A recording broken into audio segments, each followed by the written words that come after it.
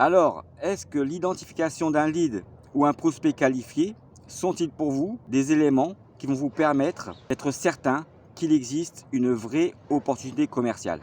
Et avant de répondre à cette question, je vais répondre à une autre question qu'on me pose souvent et on me demande: «Mais Jean-Marc, pourquoi tu ne parles jamais des techniques de vente?» Tout simplement pour 2 raisons. La première, elle est simple, c'est que si vous me posez cette question-là, ça veut dire que vous n'avez malheureusement pas encore lu mon livre Vendeur de tapis, qui est disponible exclusivement sur Amazon. Et oui, c'est comme ça. Et la deuxième raison, moi je m'intéresse au fonctionnement du cycle de chaque client, c'est-à-dire comment fonctionne l'obtention de la confiance pour pouvoir gagner un deal dans un cycle de vente. L'obtention de la confiance fonctionne toujours suivant 4 éléments qui vont varier en termes d'intensité et d'importance pour un acheteur dans les 3 phases d'un cycle de vente. Et c'est pour ça en fait que je ne parle pas de technique de vente. À travers cette connaissance, j'ai pu comprendre que malheureusement 97% des vendeurs, des coachs de vente, des managers, des décideurs ne connaissent pas comment fonctionne l'obtention de la confiance pour pouvoir gagner un deal. Et les coachs, les managers ou les conférenciers qui vous parlent de vente sur LinkedIn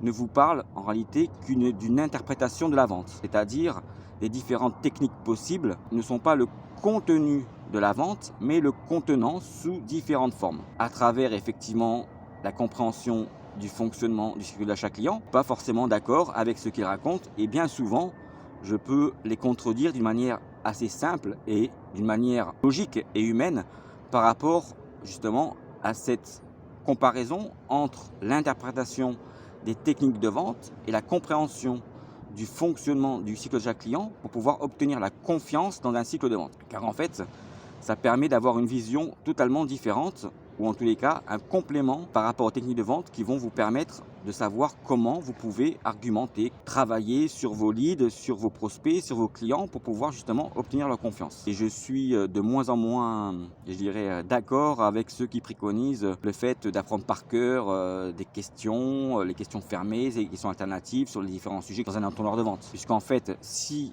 on ne comprend pas comment fonctionne le fonctionnement du cycle de chaque client, pour moi, il est difficile d'expliquer comment fonctionnent les différentes techniques de vente. En tous les cas, c'est un autre sujet. Alors maintenant, pour répondre à la première question, à savoir si un lead identifié ou un prospect qualifié sont pour vous des éléments suffisamment importants pour pouvoir les transformer ou en tous les cas savoir s'il existe chez eux une vraie opportunité de vente, le seul conseil que je vous donne, c'est de vous intéresser au fonctionnement du cycle de chaque client pour comprendre comment fonctionnent les 4 courbes dans les 3 phases d'un cycle de vente. Vous prenez les 4 courbes et vous les inversez d'une manière identique en amont de la connaissance du fonctionnement du cycle de chaque client.